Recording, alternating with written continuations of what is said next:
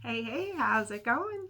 Just a quick little update. If you're just getting in here, my name is Cece and I have ADHD, lots of medical conditions and things like that that help make my life difficult unless I get stuff on track. So this is just me trying to keep everything together all the time. I have been following a 10,000 step a day walking program while cutting approximately 500 calories out of my day, just to try to kind of get back into weight loss after I had just recently quit smoking cigarettes this year, and then last year I quit drinking. So that, and I had some anemia and stuff that just caused me to kind of blow up. So now we're, after all that drama, working on a cut. So I have lost about 9 pounds so far. It's been about a week. I actually don't track this stuff really well. Go figure with ADHD.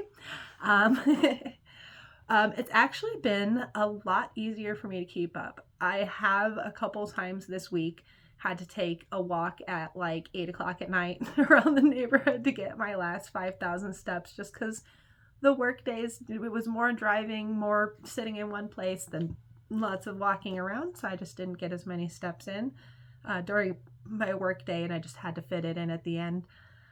That being said, I still, because I was trying to do it on a timer, I was trying to just say a certain amount of time working out a day. And, for whatever reason, I wasn't able to schedule that in. I think because my brain just couldn't fit it in as a time slot. But with the step count, it's more, it's just accumulative. Any kind of walking I can do. If I can walk to Goodwill, if I can walk to the park or walk around, anything that I do counts as steps. And I'm just having an easier time getting to it. And I noticed also when I was using a timer, I would go to the exact time. If I said 30 minutes, exactly 30 minutes, and then I would stop. Whereas the step counter, it's sort of a little better than that, because you want to get at least 10,000 steps. But by the end of the day, if you assured yourself your steps by taking a walk in the morning, or your evening walk was a little bit earlier, you're almost guaranteed you're really going to be at like 11,000 steps for the day. So it's like I end up overshooting the goal as opposed to just barely making it every day. It's just an easier thing for me. I don't know if that's ADHD or just in general, easier to use the step counter.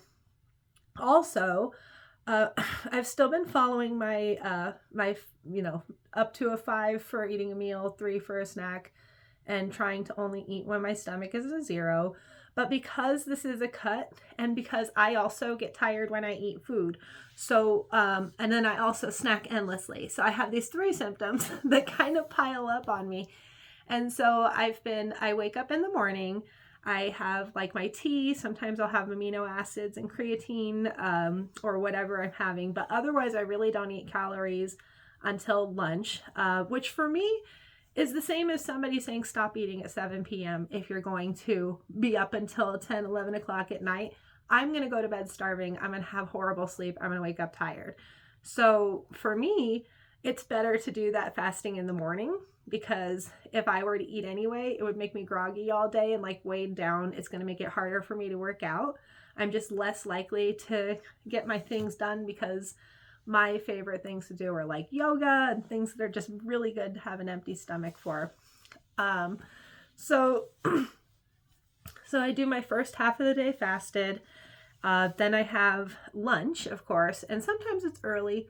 So sometime around 10:30 till noon or so, I'll have a lunch, and it's been pretty good. I kind of macroed it out. I took my regular turkey sandwich, which normally has 2 pieces of bread, mayo, mustard, cheese, and lettuce on it, just your average, with some turkey on it.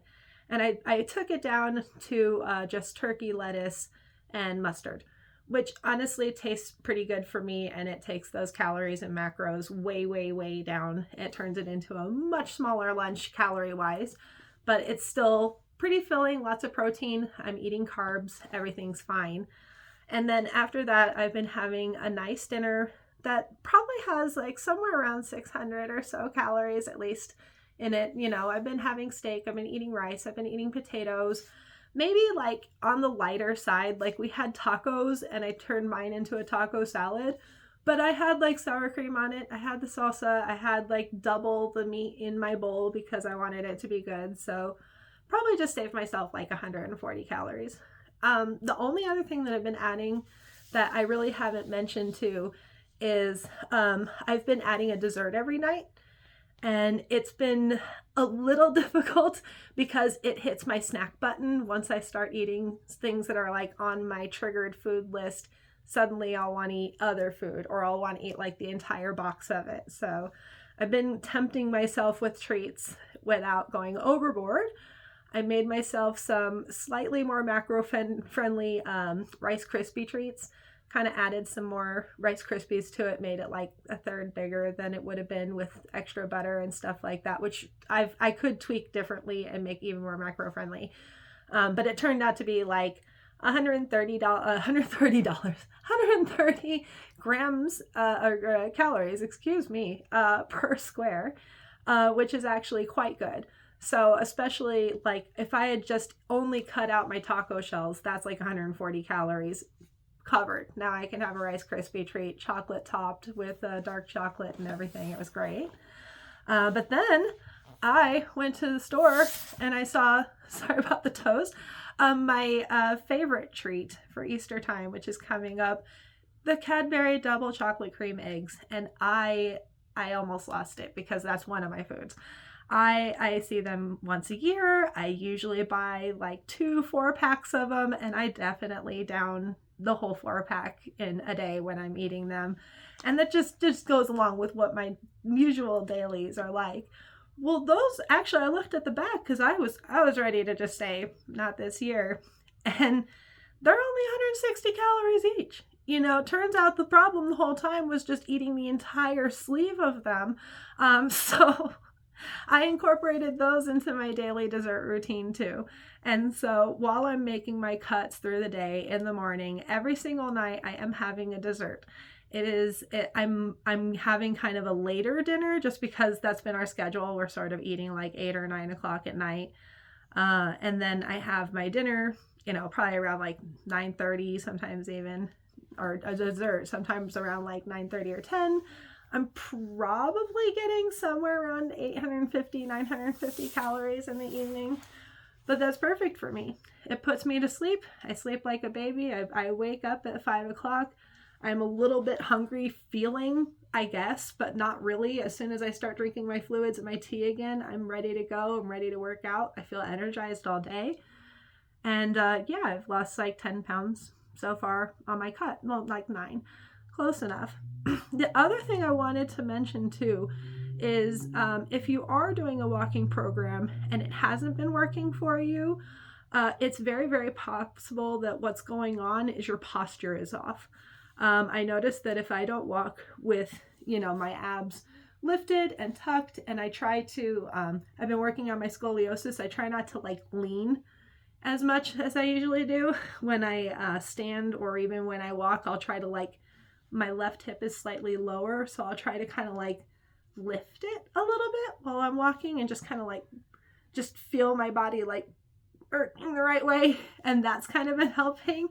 But I've done walking a lot my whole life, and it's worked and it's not worked.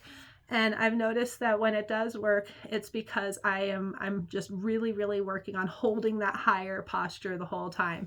I think it has something to do with your fascial layers and stuff like that, all of that way that it's combined, and you're pulling your body in one way or another at all times. And then I think that just different body positioning can lead to exhaustion, burnout, and injury, whereas proper posturing can lead to additional energy, fewer energies or injuries, and recovery in all sorts of different healthy ways. So I definitely would recommend, if you are having trouble with the walking program, try just doing a little bit of warm up, and then make sure you incorporate some more stretches before you start going again. Make sure you're holding your posture really well, and pay special attention if you've got like foot issues. You know, flat feet, you need to start kind of working on those. If you've got back issues, you know, and you have trouble with posture, your back hurts while you're walking, that's a good sign that you're slouching too much. Your shoulders shouldn't be hurting. You need to be down and swinging your arms correctly to kind of like loosen all that up. If none of those tips work, definitely recommend hitting up a doctor, and of course, you know, doing everything under medical direction anyway.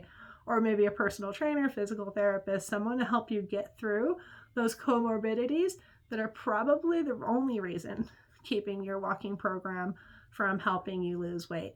But I just wanted to add that, if you want results like this, it definitely helps if you actually do a calorie cut. Everybody talks about all these, oh, you're supposed to eat more calories, all these confusing weight loss tips. Ask a sports person. Ask a person who's into sports in high school what they do when they need to make a cut to get wrestling, to make weight for something. What do they do when they're bulking? What do they do when they're cutting? What do they do?